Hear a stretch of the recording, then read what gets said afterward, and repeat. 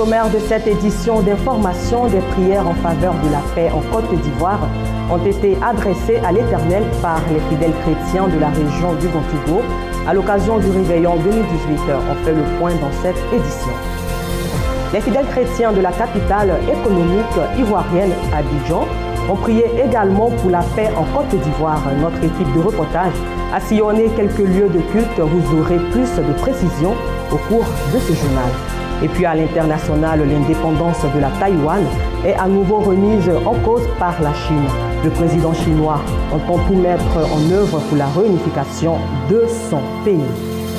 Ainsi se présente le sommaire de cette édition d'information et bienvenue à tous.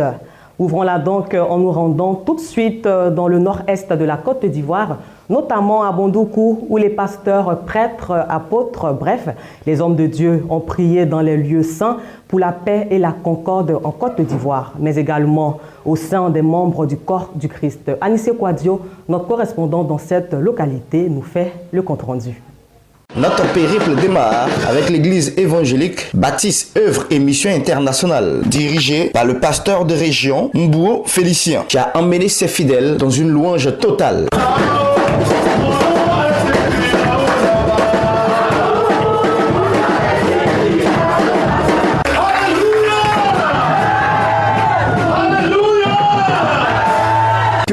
Les églises doublent en effectif, triplent en effectif, parce que chaque fois que nous nous retrouvons dans nos églises, ceux qui sont dans le monde sont plus nombreux que ceux qui sont dedans. Nous souhaitons à toutes les églises une bonne moisson et que la grâce surabondante soit manifeste sur toutes ces églises-là. Après l'église Baptiste Œuvre et Mission Internationale, cap sur l'église protestante SEMA de Bondoukou, dirigée par le surintendant de région Traoré Yohanna Jean. Prière, adoration et louange sont montées au Tout-Puissant.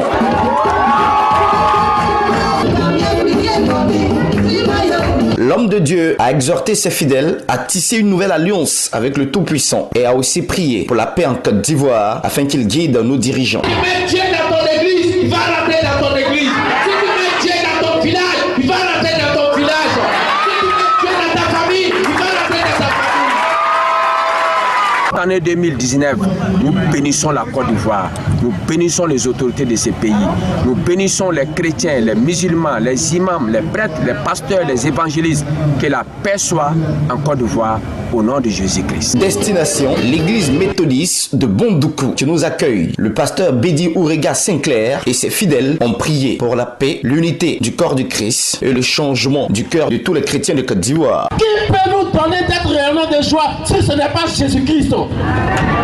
C'est sa vie qui nous donne de surmonter toutes choses. Des vœux de fraternité, une Côte d'Ivoire qui véritablement s'engage dans la véritable paix, où tous les uns les autres véritablement se reconnaissent comme étant enfants du même Dieu créateur et s'ouvrent à ce Dieu pour épouser son amour, sa grâce et sa paix. Faisons escale à l'église Haris Ephra de Bondoukou qui a pris possession des rues de Bondoukou pour magnifier le nom du Tout-Puissant. C'est la porte de l'église évangélique des Assemblées de Dieu, du quartier lycée, le temple Jésus roi des rois, du papa Dogbe Raphaël de s'ouvrir à nous. On a 1 minute de minuit, c'est le moment que choisit le leader pour plonger son peuple dans la prière intense. Jusqu'à ce que le gong de la nouvelle année retentisse, c'est le délire dans l'église.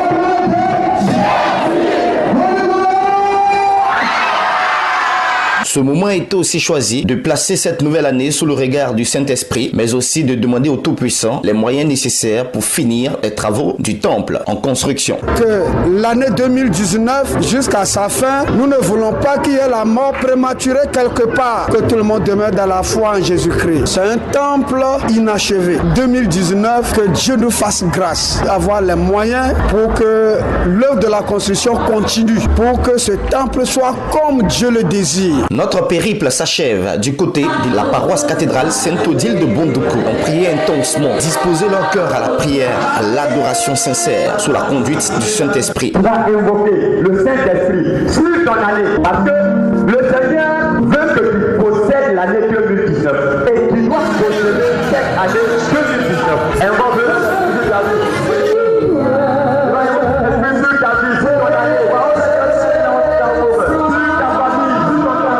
le père Célestin Kofi Brago a formulé des vœux pour tous les fidèles chrétiens de Côte d'Ivoire. Bonne heureuse année à tous les chrétiens et à tous les habitants de notre chère Côte d'Ivoire. Que cette année 2019 soit une année de grâce, de bénédiction et surtout de joie. Que d'abondantes grâces les accompagnent, que la prospérité accompagne leurs activités et qu'ils soient heureux de vivre dans leur famille. Pendant que d'autres étaient dans les matchis, les boîtes de nuit et autres endroits chauds, les fidèles chrétiens de Bondoukou ont choisi de demeurer dans la présence du Seigneur en se retrouvant chacun dans leurs différents lieux de prière pour découvrir une nouvelle année pleine, riche et de grâce avec le Tout-Puissant.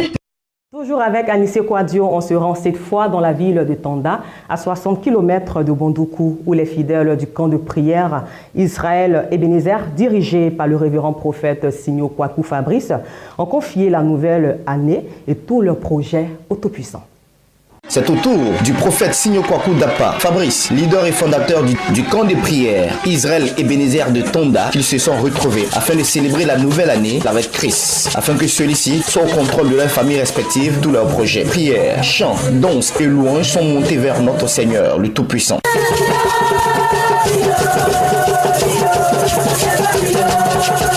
Que l'Éternel fasse lui et sa face sur toi. Qu'il t'accorde sa grâce. Que l'Éternel fasse tourner vers toi sa face. Et que la paix du Seigneur soit avec ses enfants.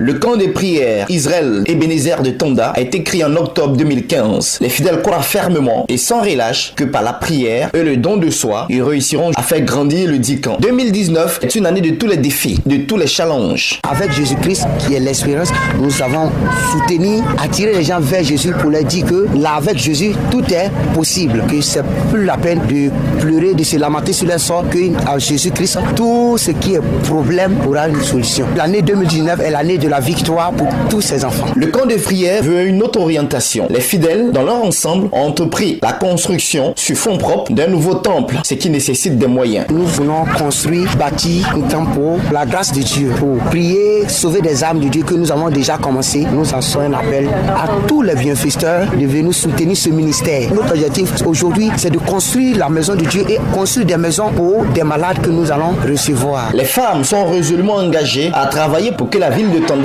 aille de l'avant et grandisse. Nous comptons organiser des prières pour que Tonda songe, que Tonda puisse évoluer et pour que Tonda puisse quitter dans l'obscurité. Il y a des malades qui viennent, qui n'ont rien, qui n'ont personne. Nous appelons toute personne qui peut les aider, les soutenir financièrement, moralement, physiquement, de venir les aider pour la gloire de Dieu. Ceux qui sont faibles, nous comptons les soutenir moralement, spirituellement et financièrement par la grâce de Dieu que Dieu dépose sur nous en cette année-là 2019 pour que Dieu, que nous adorons, nous donne la force, nous soutient afin que nous puissions rentrer dans cette grâce. 2019 est pour les fidèles du camp de prière Israël Ebenezer de Tonda avec son leader le prophète Signo Kwaku Dapa Fabrice, une année de la croissance et de la plénitude pour enfermer notre foi vis-à-vis de notre Dieu. Retour à Abidjan où nous restons dans la même ambiance que dans le Gontougo où l'équipe de reportage de Béni TV, la première chaîne chrétienne panafricaine, a sillonné quelques lieux saints pour le réveillon 2018.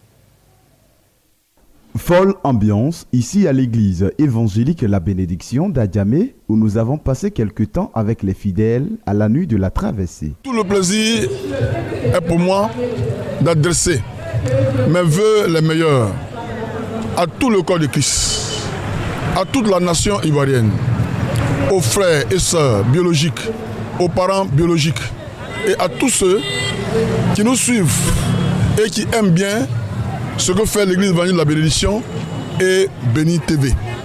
Je voudrais donc profiter de ce micro pour adresser à tous le bonheur, la paix, la joie, l'élévation, la promotion, la santé divine et permanente, la guérison. Je voudrais encore souhaiter la longévité. Plus loin, dans la commune de Port-Boué, même constat au camp de prière, Jésus le chemin de la vérité et la vie, dirigé par le prophète de l'Éternel, Antoine Taï. En tant que serviteur de Dieu, d'abord, c'est de souhaiter pour la Côte d'Ivoire beaucoup de paix et de joie. nous ne pourrions exercer nos ministères s'il n'y a point de paix dans ce pays. Mais les images que nous avons vues de personnes dispersées doivent cesser.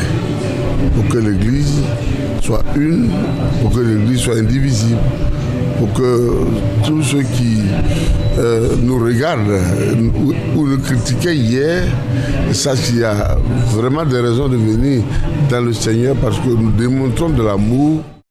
À l'église de Dieu de la prophétie, dirigée par le bishop Kwasi Antoine Sizakumasi, l'homme de Dieu appelle les fidèles à avoir les deux pieds dans l'église. À la mission évangélique Christ pour toutes les nations, chapeautée par l'apôtre Kwasi Richard, a profité de ces instants pour présenter ses vœux à la nation. Nous sommes en train de traverser pour arriver dans une année et Dieu nous a dit que 2019, pour Christ pour toutes les nations, sera une année de grâce et une année de faveur divine.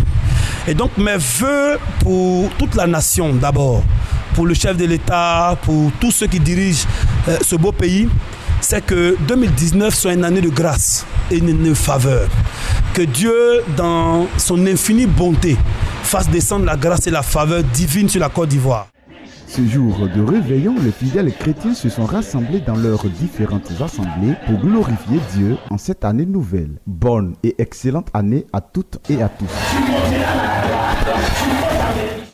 Rappelons que c'était un travail de Jean-Cyril JB et avec lui toujours, écoutons à présent les vœux de ces ambassadeurs du Christ.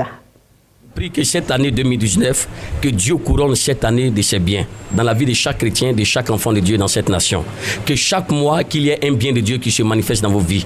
Je prie que cette année, que les biens de Dieu prennent le dessus sur le mal que le diable sème dans la vie des gens. Je m'appuie sur l'onction de mes pères en Côte d'Ivoire et je prie enfin que la grâce du Seigneur ne vous lâche pas. David a dit, le bonheur et la grâce me suivront. Au nom de Jésus-Christ, je prophétise que si le malheur t'avait suivi l'année passée, que le bonheur et la grâce te suivent cette année. Que le malheur s'y retourne et que la bénédiction et la faveur et la grâce de Dieu vous poursuivent cette année au nom de Jésus-Christ. Soyez bénis. Mes vœux les meilleurs pour la nation ivoirienne et le monde entier.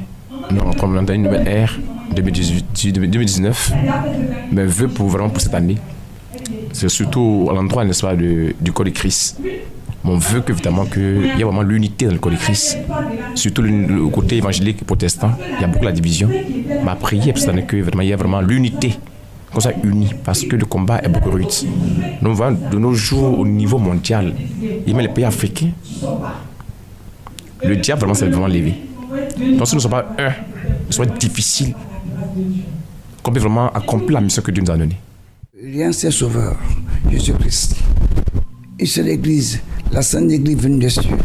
N'allons plus à gauche, n'allons plus à droite, car le diable, il s'est déguisé dans l'ange de lumière. Comment avoir la force pour le discerner? Alors, à nous tous, Côte d'Ivoire, pays de paix, pays de Dieu, pays de Christ, faisons en sorte que l'an 2019, faisons des sacrifices, d'appliquer la parole de Dieu et aimons-nous les uns les autres, car nous sommes des frères. Matthieu, chapitre 22, versets 12 à 14. Bonne, sainte et heureuse année. Dans la région du Haut-Sassandra, des séances de prière éclatées dans toutes les églises de la commune de Daloa ont été initiées par les chrétiens de cette localité. C'était donc à l'occasion du réveillon 2018 et l'objectif de ces séances de prière éclatées est de ramener la paix véritable et durable en Côte d'Ivoire tout au long de l'année 2019. Nous sommes le 31 décembre 2018 en cette église apostolique Méassi, temple mère de Daloa. L'apôtre Yao Désiré et ses fidèles ont rendu grâce à Dieu et prié pour la nouvelle année 2019. Nous sommes venus pour rendre grâce à Dieu, pour dire merci à Dieu et prier pour que l'année 2019 soit une année de grâce, de paix dans toute la Côte d'Ivoire et dans toute la Méassi, dans toutes les églises. Pour les fidèles de la mission évangélique Source de la délivrance Mesoda du camp militaire de Daloa, il a été question pour la prophétesse Rebecca Zia d'inviter les chrétiens à faire corps avec le Christ et demeurer dans sa paix. Donc nous souhaitons et nous prions fermement afin que l'année 2019 soit une année de paix pour notre nation et que vraiment Dieu donne la sagesse à nos dirigeants afin qu'ils conduisent ce pays à bon port. Et aussi, nous prions aussi pour que nous, les enfants de Dieu, les chrétiens qui sont dans cette nation, il y ait une cohésion sociale entre nous.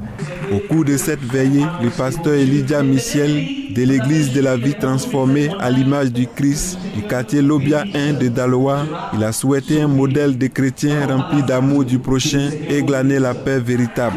Il dit, je ne la donne pas comme les hommes la donnent, mais je vous donne ma paix.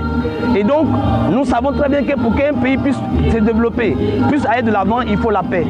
Mais la paix doit venir vraiment dans les cœurs.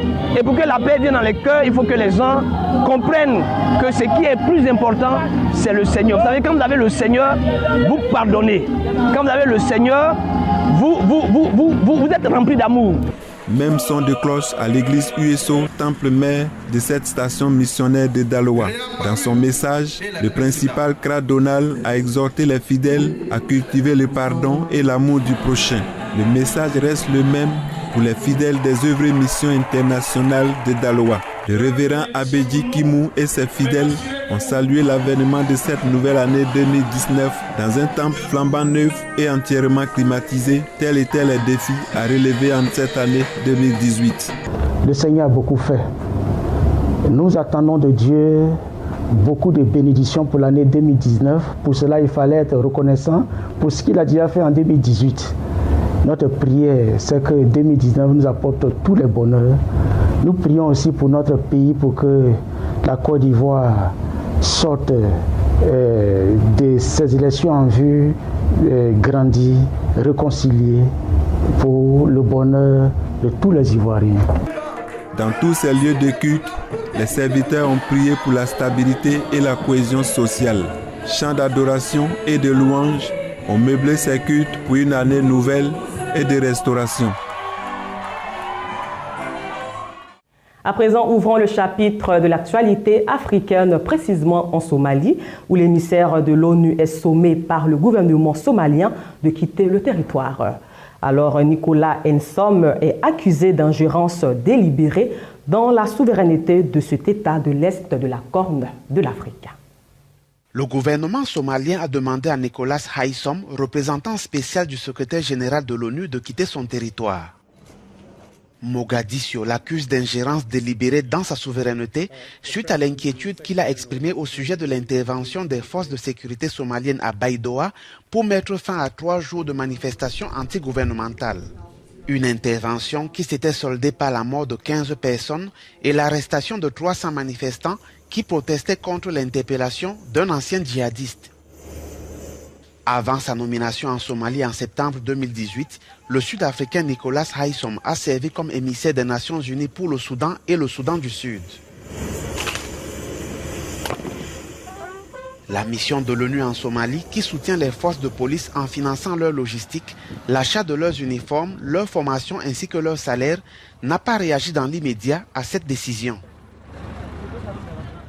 À présent, parlons des élections présidentielles à Madagascar où les partisans de Marc Ravalomanana, arrivés deuxième au second tour de la présidentielle avec 44% des voix, protestent contre les résultats qui donnent Rajolina vainqueur avec 55,66% des voix. Ces derniers réclament un comptage des voix au niveau de la Cour constitutionnelle. Regardons ensemble. À Madagascar, la victoire à la présidentielle d'Andj Radzoel ne passe toujours pas. Ses opposants sont à nouveau descendus dans la rue pour contester les résultats. Un rassemblement interdit en plein cœur de la capitale est rapidement dispersé à coups de gaz lacrymogène. Samedi, déjà des milliers de partisans du candidat malheureux Marc Ravalomanana s'étaient mobilisés. Ils réclament un comptage des voix au niveau de la Cour constitutionnelle. Il faut vraiment que la vérité sorte, car la population malgache souffre. Tout est corruption ici. Que ce soit quand tu passes un examen, peu importe ce qu'on fait, il y a toujours de la corruption. Faites éclater la vérité. Andry Rajoelina a remporté le second tour de la présidentielle avec 55% des suffrages contre 44% pour son rival, Marc Ravalomanana. Les partisans de l'ancien chef d'État demandent une disqualification du président élu pour fraude et corruption de la commission électorale. La plus haute instance judiciaire du pays examine actuellement les requêtes de Marc Ravalomanana et doit rendre son jugement d'ici le milieu de la semaine prochaine. À l'international, comme annoncé dans les titres, l'indépendance de la Taïwan est remise en cause par la Chine, dont son président entend tout mettre en œuvre pour la réunification de son pays. La Taïwan et la Chine sont gouvernées séparément depuis la fin de la guerre civile chinoise et la prise du pouvoir des communistes en 1949. Xi Jinping promet à Taïwan la réunification et défie son homologue taïwanaise Tsai Ing-wen en réaffirmant que Pékin ne renoncera pas à la force pour récupérer l'île. Selon le président chinois, l'indépendance de Taïwan ne pourra conduire qu'à une impasse et la Chine doit être réunifiée. Les Chinois ne devraient pas combattre leurs compatriotes chinois. Nous sommes prêts à faire de notre mieux, avec la plus grande sincérité, pour la réunification pacifique de la patrie. Parce que cela sert au mieux les intérêts des compatriotes d'outre-mer et de la nation tout entière.